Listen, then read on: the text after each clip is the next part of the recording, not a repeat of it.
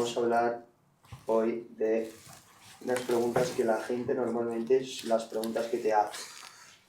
Primera pregunta.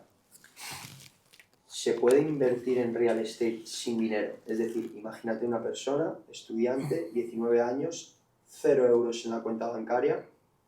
¿Aconsejarías invertir en real estate en esa situación? En esa situación absolutamente un rotundo no, porque al principio tienes que generar un poco un flujo de ingresos, porque en base a ese flujo de ingresos, esa nómina, ese trabajo, esos ahorros, te llegará la financiación bancaria. Es decir, una persona que no tiene ningún tipo de ingresos no le van a dar ningún tipo de financiación bancaria y por lo tanto no vas a poder adquirir ningún activo.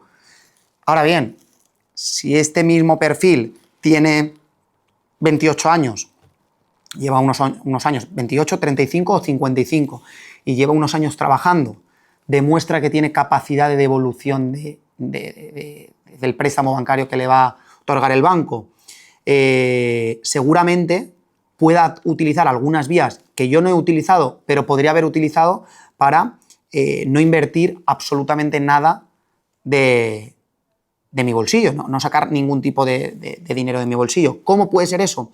Hay varias vías. La primera y la más sencilla, y es complejo ahora porque los bancos lo tienen bastante bien controlado y regulado, es que el valor de la vivienda versus el valor de compra de la vivienda versus el valor de tasación, sea suficientemente alto como para que te puedan dar el 100% más gastos. Esto es algo muy recurrente que sucedía hace muchos años atrás. A día de hoy es muy complejo porque está muy controlado para evitar ciertas cosas, pero sí que puedes optar por, depende del perfil y los ahorros que tenga, por poner un ejemplo, una vivienda de en torno a 100.000 euros, una persona que tenga 30.000 euros ahorrados y tenga un salario medio en España, a lo mejor sí que su primera vivienda la pueden comprar como primera vivienda, que le den un porcentaje de financiación de en torno al 90%, lo cual quiere decir que la diferencia de financiación es en torno a entre 15 y 20.000 euros, pueda pedir un préstamo personal. Si tú pides un préstamo personal adicional al préstamo bancario, puedes completar el paquete y no sacar ni un euro de tu bolsillo. ¿Tiene sentido? Habría que verlo. ¿Por qué? Porque a lo mejor esa vivienda, si te dan el 90%, 90.000 euros de 100.000, pones a un tipo de interés del 2,5 fijo, que es lo que están dando ahora, a 30 años, la hipoteca pueden ser en torno a 400 euros. 400 euros, y si pides un préstamo personal, que yo los préstamos personales no los aconsejo nunca, yo he tenido uno, pero porque era para una obra, que lo pedí y lo liquidé rápido, porque tienen tipos de interés muy altos y plazos de tiempo muy cortos, por lo tanto las cuotas son muy altas. Entonces, a la operación que estoy contando, le metes los 400 euros de hipoteca y le metes a 20.000 euros a 7 años, que son los préstamos personales que te dan normalmente 5, 7, 8 años, te estás yendo a lo mejor a una cuota de hipoteca tranquilamente de a lo mejor de 300 euros, 200 y pico, 300 euros. 300 euros sumado a los 400 del préstamo son 700 euros de hipoteca. Si esa vivienda la vas a alquilar entre 800 y 1.000 euros, se te come la inversión. ¿Tienes el activo? Sí. ¿Para mí tiene sentido? No. ¿Por qué? Porque, como siempre digo, para mí el objetivo es que la vivienda se pague sola y te genere un cash flow positivo. Por tanto, hay que ver el momento de cada uno y hay muchas veces que es mejor parar, pensar, reflexionar y generar ahorro, seguir formándote, escuchando, siendo proactivo en el sector, y te llegará la oportunidad cuando estés preparado a nivel económico y a nivel más formativo. ¿Cuánto dinero aconsejas para empezar en real estate? Yo siempre recomiendo a gente cercana, amigos, conocidos, intentar tener unos ahorros de entre 25 y 40.000 euros. ¿Que se puede menos? Sí. ¿Lo recomiendo? No. Porque yo cuando invierto siempre tengo un flujo remanente en el banco que pueda, que aunque cualquier cosa que pueda suceder, yo tenga ese flujo ahí de depósito, de ahorro. Entonces, si una persona tiene 25 o 30.000 euros ahorrados, no puedes tirarlo todo y quedarse a cero. Siempre tienes que tener en el banco unos ahorros mínimos que te permitan cualquier tipo de problema o cosa urgente que te pueda surgir. Por lo tanto, para mí el ideal, 30 o 40.000 euros. y valorar pues a lo mejor viviendas entre 50 y 125.000 euros que te permitan sacar 20.000 euros y puedas seguir teniendo 10.000 euros de margen ahí para pues, cosillas. Porque sí que hay muchas viviendas que puedes conseguir por 80.000 euros. Y 80.000 euros, si te financian el 90, tienes que poner 8.000 más los impuestos. Bueno, pues 15.000. Si tienes 30, pones 15, ahorras 15 y te sientes cómodo. Lo que no puedes hacer es depositar todos tus huevos en una misma cesta de primeras. ¿Qué tipo de propiedad? O sea, queda claro 40.000, 20.000 en una vivienda, te quedas 10, 20.000 de emergencia en tu cuenta bancaria. Ya tengo esos ahorros, ya estoy decidido a invertir. ¿Dónde voy? Yo al principio siempre recomiendo dos cosas. La primera es, al principio, invertir en zonas en las que tú te sientas cómodos y conozcas, es decir, cerca de donde vives, siempre. Lo recomiendo, porque al final, al principio en el sector inmobiliario, para dar seguridad, tienes que invertir en zonas que conozcas y que estés tranquilo. Y en relación a esas zonas, buscar viviendas entre 60 y 120.000 euros. Las hay, 100% las hay. Entonces, cerca de casa y entre 60 y 120.000 euros. ¿Que tienes miedo y quieres diversificar? Coinvierte. Coinvierte con un familiar, con alguien, un amigo cercano que esté también interesado y esté en tu mismo punto. ¿Por qué? Porque esto te va a permitir disminuir el riesgo, tener una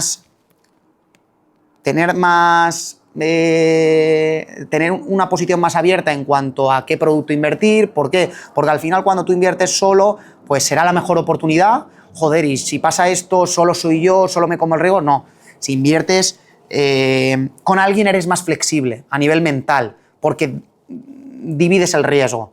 Entonces, animo entre 60 y 120.000 euros al principio, en zonas cerca de casa, a menos de 50, 60 kilómetros de casa. Si tienes mucho miedo, de primeras coinvertir para diversificar riesgo y que tu salida de caja a lo mejor sea menor y puedes hacer cosas, porque ahora viene la siguiente pregunta de, vale, pero es que si coinvierto ya es inversión y el banco solo me da un 60 o un 70.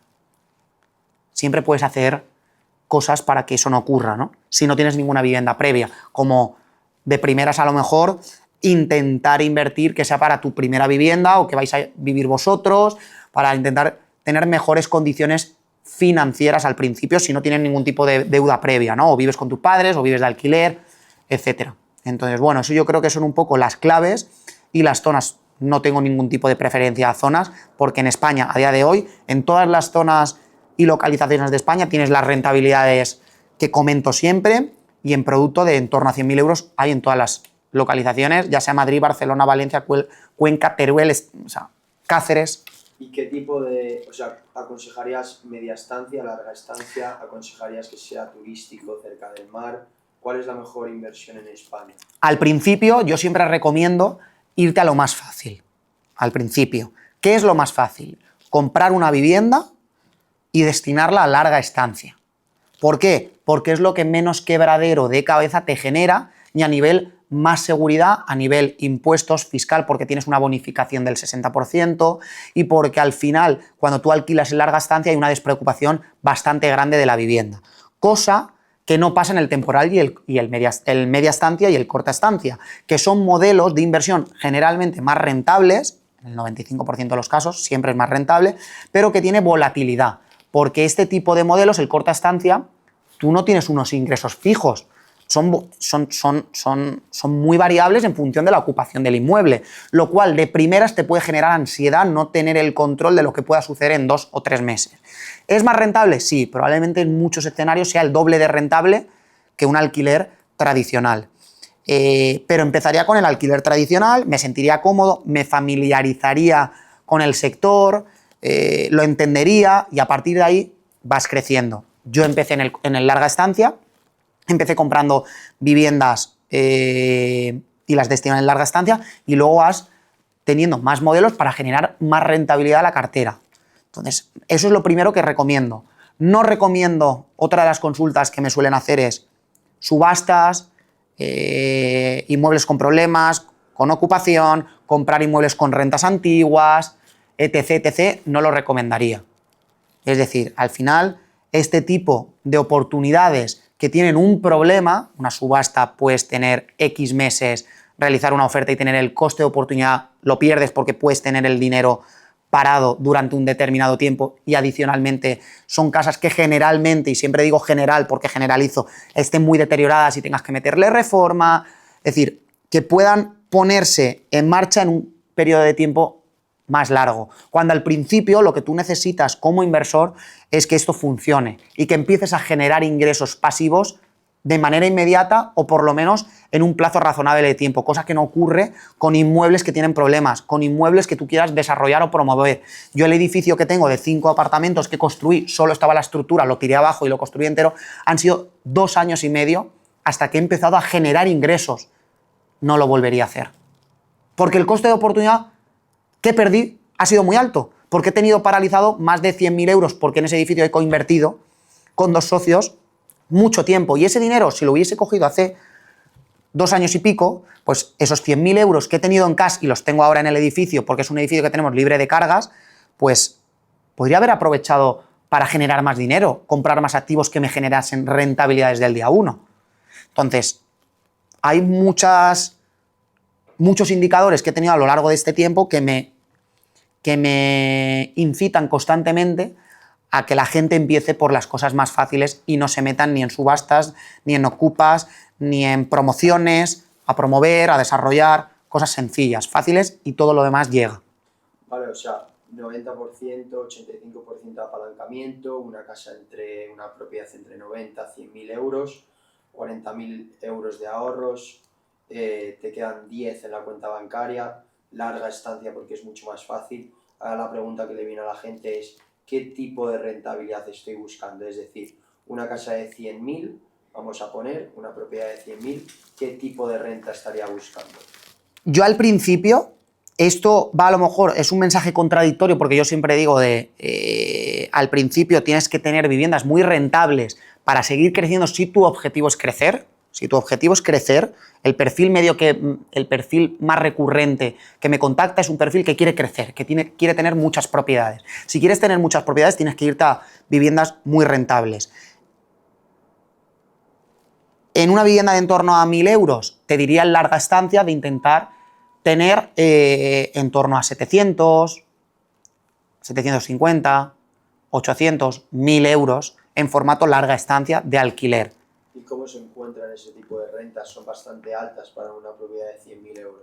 Esa renta puedes jugar un poco con el larga estancia o con el larga estancia por habitaciones, porque al final el formato habitacional, aunque sea temporal, puedes estructurarlo como un larga estancia y en una vivienda de 100.000 euros en cualquier ciudad de España o pueblo, localización, ciudad, una habitación no te va a bajar nunca de 200 euros, normalmente 200, 250, si tienes un piso de 4 habitaciones ya tienes 1.000 euros de ingreso.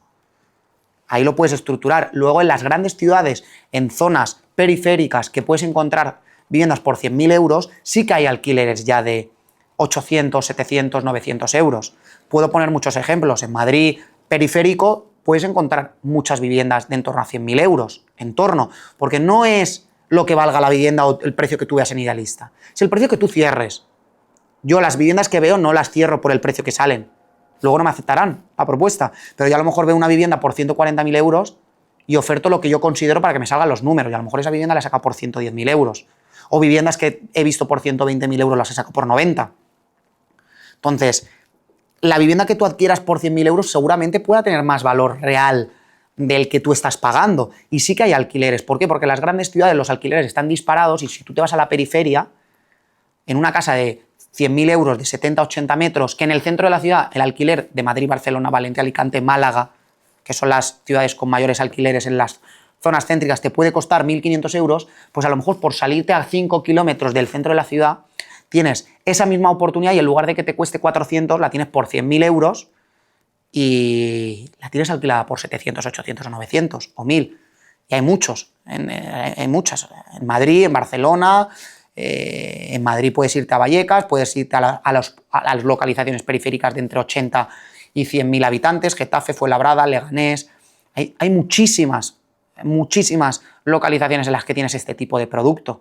¿Y te quedarían limpios en ese tipo de ejemplo, claro, 700, 800 al mes, una propiedad de 100.000.